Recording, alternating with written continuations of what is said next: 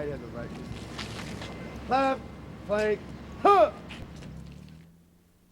Upon arrival at the barracks, Marines identified for assignment to either A or B Company will attend ceremonial drill school. This training will last about a month, during which time they will learn basic drill much like they did in boot camp, but at a much higher level. And they train virtually non-stop in order to refine and sharpen their skills. Those who excel may then be selected to try out for the silent drill platoon. And if chosen, they'll undergo another 4 months of rigorous drill training, unlike anything they've ever done before. It's known as Silent Drill School, and here they'll be taught to march all over again. They'll also become expert at handling the M1 rifle with a fixed bayonet while marching. And most importantly, they'll learn to move fluidly, as one with other platoon members, without verbal commands. This training usually commences around November each year and culminates in February during their annual 3-week session at a location away from the barracks. The site may vary, but most often will occur in an area with a warm climate, so the weather won't be a factor in carrying out their drill practice regimen.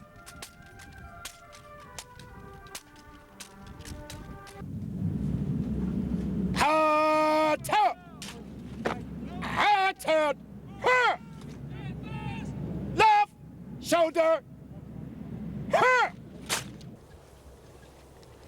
All told, about 36 Marines make the annual trip to the warm weather training site. And from among these will eventually come the Marching 24. They're the ones who will represent the silent drill platoon during the hundreds of ceremonies performed worldwide each year. When the silent drill platoon arrives at their training base, it's unknown who the members of the Marching 24 will be. Everyone who comes here has the opportunity to win a starting position.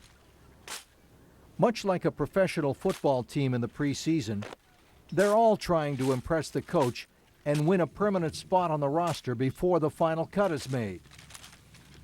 Each potential member will undergo thorough evaluation. It's the final exam portion of Silent Drill School. Now's the time to impress the selectors with their precision rifle handling and flawless execution of drill movements.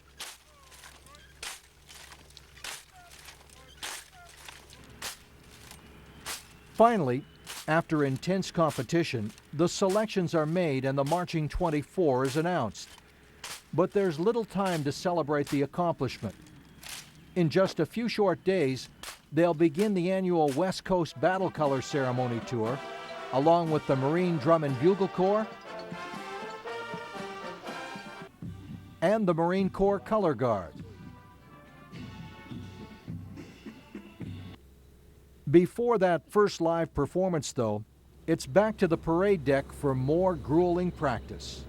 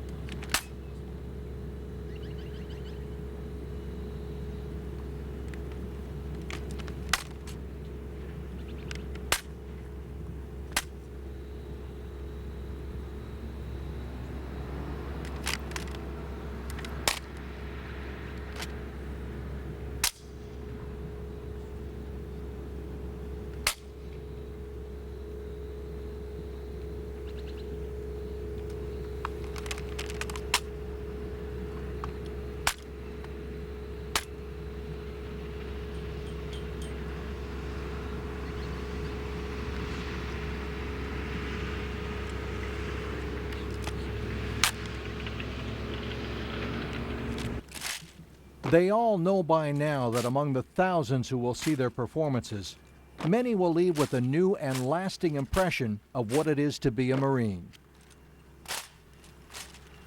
24 Marines that act as one. Every time they slap the rifle or slap their thigh, it's perfect precision. And the teamwork and dedication that it takes to get that precise and the close order drill, I think that's what really embodies what makes a Marine to me. These Marines know how important their role is, and with that comes the added pressure to perform well. They meet this challenge by practicing their drill movements and rifle skills to a point well beyond exhaustion. If you see them drill individually, it's physically demanding. They're sweating, breathing hard when they get up to the last part of the drill. It's physically and mentally taxing. About 10 days into the training, a lot of Marines are alternating soaking their hands in ice and hot water because their hands are so sore from learning to spin that 10-pound rifle. And you can hear every time they slap the weapon, they're really getting a good wood count. I'd say about the 10 to 14 day mark is when they really start to wear down. Their legs are tired from marching so much, and it's really a lot of damage done to their hands. And then the bayonets come so close, every once in a while we do get a nick here and there. For their part, members of the Marching 24 know going in that their job won't be easy. Commitment and dedication are essential. It takes a lot of heart to come up here, to do what we do, to practice the long hours, drill for days on end. And you really have to know yourself and know what you want to do, know where you want to go to really come up here and do the things that we do.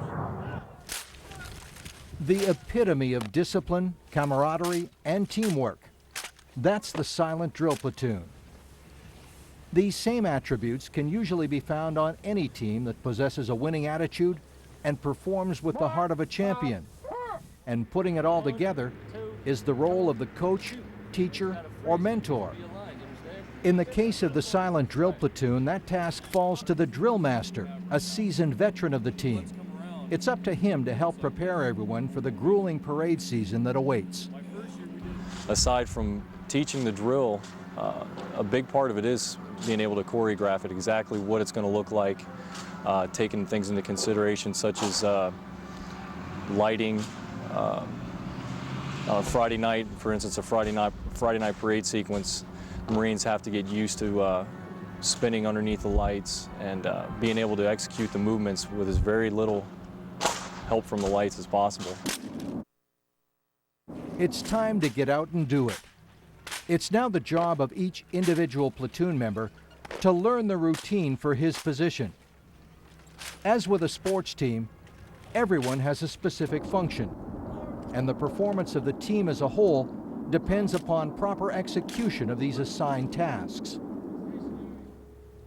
In addition to the drill master, much of the responsibility for teaching this very specialized drill routine is taken on by the rifle inspector. This is a prestigious position on the team, one that's reserved for a proven rifle handler and senior platoon member. The silent drill platoon has 2 rifle inspectors, each of whom leads a 3-man inspection team. And virtually every marching Marine strives for one of these positions. The first step in becoming a rifle inspector on the Marine Corps Silent Drill Platoon is just making the drill team in itself. With your first year, you can go out and march all the performances. Your second year, you're afforded the opportunity to try out for the inspection team. And your third year, you can try out for rifle inspector. The rifle inspection portion of the silent drill platoon's performance is symbolic in that it clearly illustrates the relationship between the Marine and his weapon. When I step in front of that first Marine and he gives me his rifle, it is my duty to make sure that that rifle is clean and up to par. In a military sense, you need a clean rifle so you can, it'll be ready to fire when you need it. In addition to the seemingly endless practice sessions already associated with the rest of the Marching 24 and their normal drill routine, the 8 members of the rifle inspection teams must also put in extra time perfecting their specialized portion of the performance. But considering the fact that all eyes will be on them come showtime, they really don't mind the extra work. They know that any noticeable miscue which occurs during their time in the spotlight is likely to be remembered by the audience, so it's well worth the effort required to put on a clean show.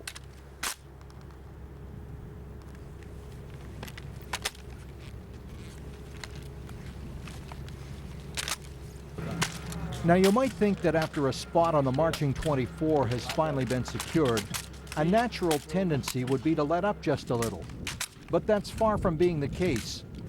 After making the team, the platoon members have to rededicate themselves to remaining razor sharp and intensely focused on the job at hand, because waiting in the wings are the alternates. Referred to as the supernumeraries, or supers, these Marines would like nothing better than to perform with the Marching 24, and they can earn a spot on Challenge Day.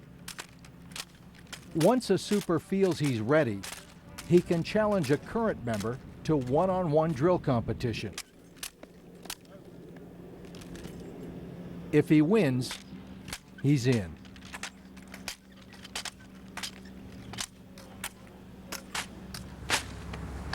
It's the competitive spirit that exists in each platoon member that has gotten them this far. And it's that same spirit that fuels their motivation and determination to consistently perform at a championship level.